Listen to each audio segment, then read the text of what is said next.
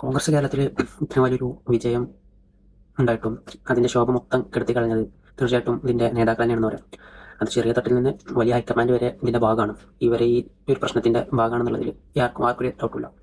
കാരണം ഇതിപ്പോൾ എന്താ സംഭവം വെച്ചാൽ, ഞാൻ ഗ്രൗണ്ടാണ്, ഞാൻ ജനങ്ങളുടെ ഇടയിൽ നിന്നുള്ള പറയുന്നത്. ഓഫ്കോഴ്സ് കേരളത്തിൽ ഭൂരിഭാഗം പേരും ഒരു നേതാവിനെ സപ്പോർട്ട് ചെയ്യുന്നവരുണ്ട്. അതാണ് എന്താ പറയുക, ജനഹിതം എന്നുള്ള രീതിയിൽ ആൾക്ക് അറിയുന്നതുകൊണ്ട് ബാക്കിയുള്ള ആളുകളുടെ ഇന്റൻഷൻ എന്തായാലും മനസ്സിലാവില്ല. അവർ ഇപ്പോൾ ഹൈക്കമാൻഡിലേക്ക് സമ്മർദ്ദം ചെലുത്തി ഒരു അവരുടെ പൊസിഷൻ ക്ലിയർ ആക്കിയിട്ട് പിന്നെ അവർ കേരളത്തിൽ നിന്ന് സമാധാനമായിട്ട് ഈ പ്രവർത്തകരുടെയും ഈ ജനങ്ങളുടെയും മുഖത്ത് നോക്കാൻ കഴിയുന്ന തോന്നുന്നുണ്ടോ? അങ്ങനെ വരണ്ടല്ലോ. എങ്കിലും ഹൈക്കമാൻഡ് എന്ന് പറഞ്ഞ 3-4 പേരെ തൃപ്തിപ്പെടുത്തി അവർ ഒരു അധികാരം നേടിയെടുത്തു. പിന്നെ ഇവർ പ്രവർത്തിക്കേണ്ടത് ഈ ജനങ്ങളിലാണ്, കേരളത്തിലാണ്. പാർട്ടിക്കാരെ കുറച്ചേ ഉള്ളൂ, പക്ഷേ ഈ ജനങ്ങളോട് ഉണ്ടല്ലോ. ആ ജനങ്ങളുടെ ഇടയിൽ അവർക്കുള്ളൊരു എന്താ പറയുക, ഒരു ഇമേജിൻ്റെ അവസ്ഥ എന്താണ്, ഇമേജിൻ്റെ കാര്യം എങ്ങനെയാണെന്നുള്ള ബോധം ഇവർക്കില്ലാത്തതാണോ, അതോ ഈ എന്താ പറയുക, അധികാരത്തിന് വേണ്ടിയിട്ട് അധികാരമോഹം തലക്ക് പിടിച്ച് മത്തായതാണെന്ന് മനസ്സിലാക്കാം.